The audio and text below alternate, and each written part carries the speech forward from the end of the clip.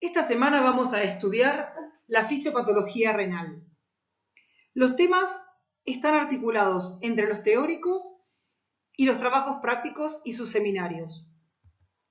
En los teóricos van a abordar el estudio de las tubulopatías, de la enfermedad renal aguda y crónica y la fisiopatología de la nefrona remanente. Y a partir de 3 seminarios cortos vamos a ver los conceptos básicos de la función renal y los 2 grandes síndromes de presentación clínica, como son el síndrome nefrítico y el síndrome nefrótico, esto en este seminario número 1, que va a comenzar a continuación, pero en el seminario número 2 vamos a estudiar también los patrones básicos de daño glomerular y en el último seminario de la semana vamos a ver la nefropatía diabética y la nefropatía hipertensiva. Comencemos entonces ahora con el seminario número 1. Comenzando con el repaso anátomo-funcional, recordemos que los riñones son órganos pares que se sitúan a nivel retroperitoneal. Si se realiza un corte, vamos a observar en la cara interna 2 zonas bien delimitadas, la corteza y la médula. A nivel de la corteza vamos a encontrar los glomérulos, el túbulo contorneado proximal, el túbulo contorneado distal y el túbulo colector cortical, y a nivel de la médula, el asa de Henle y los túbulos colectores medulares. Recordando las funciones del riñón, tenemos la función clásica, que es la de formación de orina. Y es a través de la formación de orina que el riñón puede excretar los productos de desecho metabólico o de sustancias químicas extrañas al cuerpo, como ser los fármacos y sus metabolitos. También es un importante órgano regulador. Recordemos que regula el equilibrio hídrico y electrolítico, la osmolaridad de los líquidos corporales y de la concentración justamente de los electrolitos, el equilibrio ácido-base, la presión arterial, la regulación del número de glóbulos rojos a través de la secreción de eritropoyetina y además la secreción, metabolismo y excreción de ciertas hormonas, y el riñón también puede producir, si el cuerpo lo necesita, gluconeogénesis. En este esquema podemos observar las distintas funciones que se realizan en el glomérulo y en los túbulos renales. Recordemos que la primera función y la única que se lleva a cabo en el glomérulo es la filtración, es decir, el pasaje de plasma a través de la barrera de filtración glomerular hacia la luz tubular. En segundo lugar, encontramos la reabsorción, que es el pasaje de sustancias que se encuentran disueltas en la luz tubular hacia la sangre que circula por los capilares peritubulares. La siguiente función es la secreción, que es el camino inverso de la anterior, es decir, el pasaje de sustancias que circulan en la sangre de los capilares peritubulares hacia la luz tubular. Y finalmente encontramos la excreción, que es la aparición de una sustancia X en la orina. Hay que tener bien en claro que secreción no es lo mismo que excreción, ya que una sustancia que es secretada hacia la luz tubular puede ser reabsorbida en otro sector de la nefrona. Por lo tanto, no todo lo que se secreta va a aparecer en la orina, es decir, no todo lo que se secreta se va a excretar.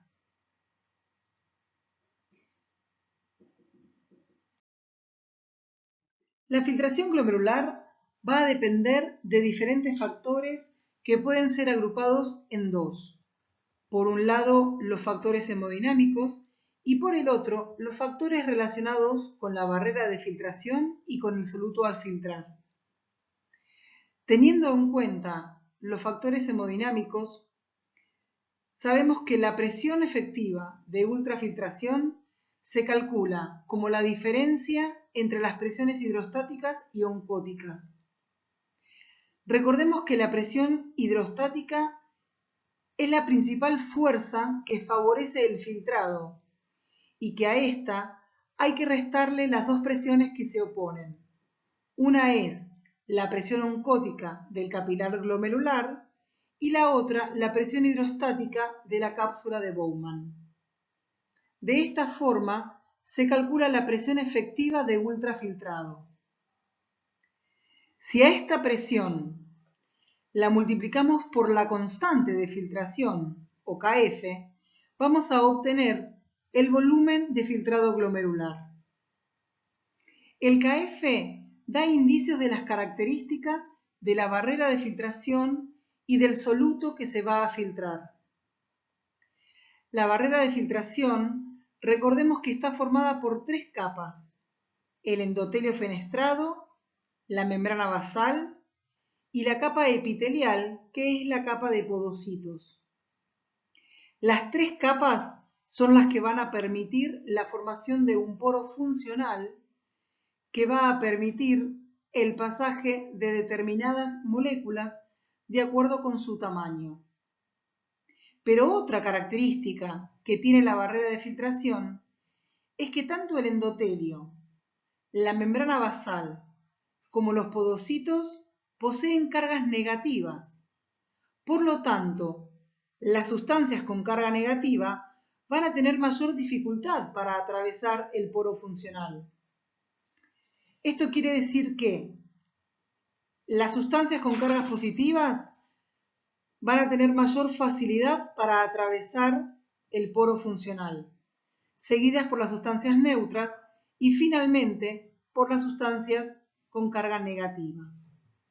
Por lo tanto, el valor de KF se relaciona con la selectividad que presenta la barrera de filtración respecto del tamaño y de la carga del soluto. Aquí podemos observar una fotografía de microscopía electrónica donde se destaca la barrera de filtración y observamos los tres componentes que nombramos anteriormente: el endotelio fenestrado, la membrana basal, los pedicelos de los podocitos, y la flecha verde nos está indicando la dirección del filtrado glomerular. Este dibujo es un esquema de las capas que conforman la barrera de filtración glomerular. Recordemos el endotelio fenestrado, la membrana basal y la capa epitelial, que está conformada por los pies de los podocitos. En ese área podemos diferenciar tres zonas bien marcadas. La primera es el diafragma de filtración, que es el espacio que queda conformado entre dos pedicelos. La segunda es la nefrina, que es una proteína reguladora y que se encuentra dentro del diafragma de filtración. Junto con la nefrina no tenemos que olvidar a la podocalixina, que le otorga una carga negativa al podocito al recubrirlo completamente. Entonces, esta carga negativa, más la nefrina, más la carga negativa de la membrana basal, son los principales reguladores de la filtración de las proteínas. Por último, tenemos que recordar a las proteínas de anclaje, justamente de los pedicelos a la membrana basal. Estas proteínas son las que impiden que el pedicelo se desprenda y que por lo tanto pueda cumplir con su función durante todo el proceso de filtración. En este gráfico podemos observar la relación entre la presión y la distancia a lo largo del capilar glomerular desde su extremo aferente hacia su extremo eferente. Teniendo en cuenta en primer lugar a la presión hidrostática, podemos observar que ésta se mantiene constante a lo largo de todo el capilar. Esto se debe a que el glomérulo se encuentra entre dos zonas de alta resistencia, como son la arteriola aferente y la arteriola eferente. Es decir, entonces, que regulando el calibre de estas arteriolas, se puede regular también la presión hidrostática dentro del capilar glomerular. En segundo lugar, encontramos a la presión oncótica. Recordemos que la presión oncótica depende de la concentración de proteínas dentro del capilar. Y también recordemos que las proteínas tienen gran dificultad para atravesar la barrera de filtración. Por lo tanto, la concentración de proteínas, a medida que transcurre la filtración, desde el extremo aferente hacia el eferente, va a ir aumentando y por ende la presión oncótica en el extremo eferente será mayor que en el extremo aferente del capilar glomerular. Esta diferencia de presión hace que el volumen de filtrado glomerular vaya disminuyendo hacia el extremo eferente del capilar. Los riñones reciben alrededor de 1.250 mililitros de sangre por minuto. Esto es lo que se conoce como fracción de filtración y corresponde alrededor del 20% del gasto cardíaco. Si tienen en cuenta entonces los 1.250 mililitros de sangre por minuto, significa que en 24 horas circulan alrededor de 1.800 litros de sangre por los riñones. Por otro lado, entonces tenemos que el flujo plasmático renal efectivo, es decir, la cantidad de plasma que va a estar en contacto con la corteza renal, es alrededor de 600 mililitros por minuto, mientras que el filtrado glomerular, que es la cantidad de plasma que filtra por minuto, tiene un rango entre 100 a 125 mililitros por minuto. La relación entre el volumen de filtrado glomerular y el flujo plasmático renal efectivo nos da la fracción de filtración que, como dijimos anteriormente, ronda el 20% del gasto cardíaco. Para evaluar la función renal debemos recordar el concepto de clearance, que es el volumen de plasma depurado por los riñones de una sustancia X en la unidad de tiempo. Se calcula como el volumen minuto urinario por la concentración de la sustancia X en orina dividido la concentración de la sustancia X en plasma. Si utilizamos el clearance de una sustancia cuya carga filtrada sea igual a la carga excretada, podemos calcular a través del clearance el volumen de filtrado glomerular. La sustancia que cumple con esas condiciones es la inulina, pero la inulina es una sustancia exógena. Por lo tanto, para evaluar la función renal y medir indirectamente el volumen de filtrado glomerular, se utiliza el clearance de creatinina, que es una sustancia endógena. Siguiendo con la evaluación de la función renal, nos vamos a centrar ahora en la función tubular y para ello vamos a estudiar la excreción fraccional de sodio. Primero debemos conocer qué es la carga filtrada, es decir, la cantidad de sodio que se filtra por la unidad de tiempo, y se calcula multiplicando la concentración plasmática de sodio por el volumen de filtrado glomerular.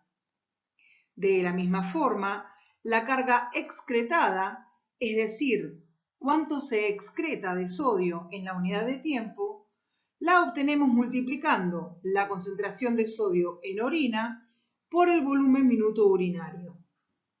La carga excretada se conoce también como excreción absoluta.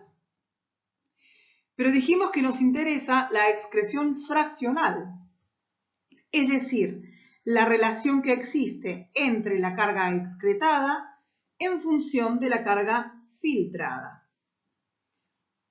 que se define entonces como cuánto de sodio excretamos en relación con lo que filtramos.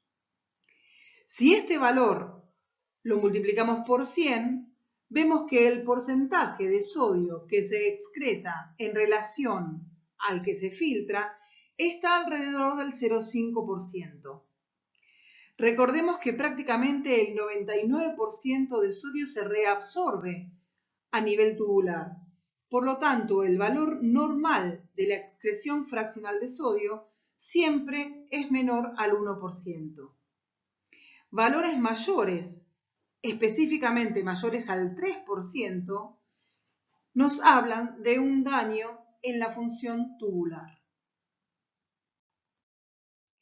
Resumiendo entonces, para el estudio de la función renal debemos estudiar el clearance de creatinina para evaluar la función glomerular y la excreción fraccional de sodio para evaluar la función tubular. Hasta acá llegamos con nuestro repaso anátomo-funcional del riñón.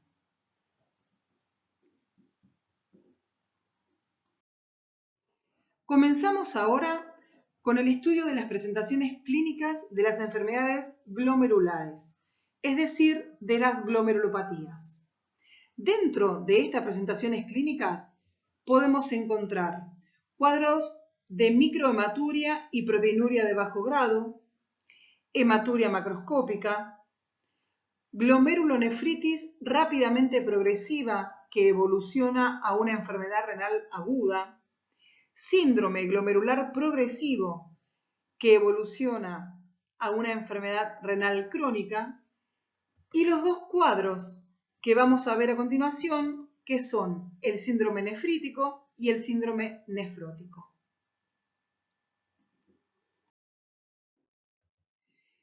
Este dibujo que vamos a utilizar como base para estudiar a estos dos síndromes nos recuerda la estructura del glomérulo. Pero centremos nuestra atención en la presencia del endotelio, en la presencia de la membrana basal y también en los pedicelos, es decir, las estructuras que describimos y que forman la membrana de filtración glomerular. Comencemos con el síndrome nefrítico. El síndrome nefrítico se puede producir por la acumulación de depósitos de inmunocomplejos circulantes a nivel subendotelial, especialmente entre la membrana basal y el endotelio, pero también por el depósito intramembranoso de anticuerpos antimembrana basal. Como podemos apreciar en la imagen, la estructura del podocito y de los pedicelos está intacta. Podemos decir entonces que el síndrome nefrítico se produce en forma secundaria a una alteración de la membrana basal y del endotelio que no afecta la arquitectura de los podocitos y que por lo tanto estos mantienen la principal regulación de la filtración de proteínas. En cambio, en el síndrome nefrótico observamos que se puede producir por el depósito subepitelial de anticuerpos, aunque en este caso vemos que hay una alteración marcada a nivel de los pies de los podocitos y que se produce la desaparición de los pedicelos. Por lo tanto, en el síndrome nefrótico se produce una alteración en los podocitos y es lo que va a producir una proteinuria masiva que es característica de este síndrome. ¿Cuáles son las características clínicas que presenta el síndrome nefrítico? Se habla de una tríada: hematuria, edema e hipertensión.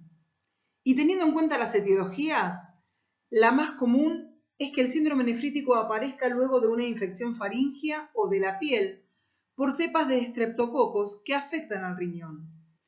Se produce entonces una glomerulonefritis postestreptocócica o difusa aguda, pero también puede ocurrir a causa de una nefropatía por inmunoglobulina A o a consecuencia de un síndrome urémico hemolítico. El comienzo de este síndrome es agudo y tiene tendencia a la resolución espontánea. Como ya dijimos, la hematuria lo caracteriza, pero además de esto, es el hallazgo más frecuente. Y en la mitad de los casos, la hematuria es macroscópica.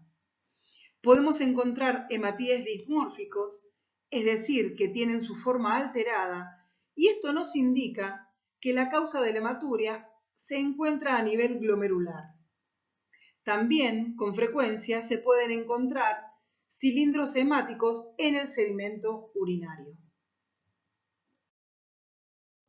En cuanto a la hipertensión arterial, en general esta aparece con la hematuria y es consecuencia de la retención hidrosalina originada por la alteración glomerular. Es una hipertensión que es volumen dependiente y que no depende del aumento de la renina, es decir, la renina se mantiene en bajas concentraciones. Además coincide con la disminución de la eliminación urinaria de sodio. Por otro lado, la excreción fraccional de sodio se mantiene dentro de los límites normales. Si hablamos ahora del edema, el edema característico de este síndrome tiene una distribución habitual en la cara, párpados y extremidades. Aparece a predominio todas las mañanas y es infrecuente que el paciente presente edemas generalizados. Esto es lo que se denomina anasarca. Es producto también de la retención hidrosalina.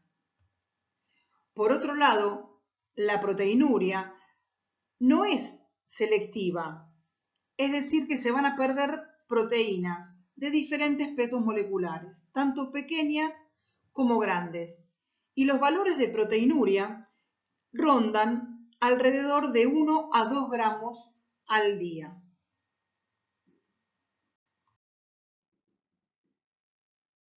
El síndrome nefrótico es el síndrome de presentación clínica más frecuente y es común a múltiples patologías. Se caracteriza por una combinación de anormalidades clínicas y de laboratorio, donde el rasgo principal es el aumento en la permeabilidad glomerular a las proteínas plasmáticas. Se produce entonces una marcada pérdida de proteínas por orina que es superior a 3,5 gramos por día para una persona de 1,73 metros cuadrados de superficie corporal, como es un adulto. En el caso de los niños, la proteinuria es de 40 miligramos hora por metro cuadrado. Se caracteriza, además de la proteinuria masiva, por hipoalbuminemia, con valores inferiores a 3 gramos decilitro, por edema generalizado, por hiperlipidemia y también por lipiduria. Clásicamente se han propuesto dos teorías que explican la aparición del edema en los pacientes con síndrome nefrótico. La teoría clásica o hipovolémica dice que el edema es secundario a la hipoalbuminemia, producida por la pérdida de proteínas en la orina, que lleva a una disminución en la presión oncótica. Esto genera el pasaje de líquido hacia el intersticio con la consecuente disminución del volumen circulante efectivo. Esto provoca la estimulación del sistema simpático, del eje renina-angiotensina-aldosterona y de la hormona antidiurética. Todos estos factores favorecen la retención de agua y sodio. Es importante recordar que en este síndrome también hay hiperlipidemia e hiperlipiduria. La hiperlipidemia, dentro de esta teoría clásica, se explica como un mecanismo que trata de aumentar o mantener la presión oncótica que disminuye por la pérdida de proteínas. La otra teoría propone que el edema subyace a un problema primario del túbulo renal, por lo cual el riñón aumenta la reabsorción de sodio en forma característica. Durante el transcurso del trabajo práctico, vamos a analizar un mecanismo fisiopatológico que intenta explicar esta teoría. Bueno, hasta acá llegamos con este primer seminario. Vamos a continuar con el seminario de patrones de daño glomerular y finalmente con el seminario de nefropatías diabética e hipertensiva. Muchas gracias por su atención.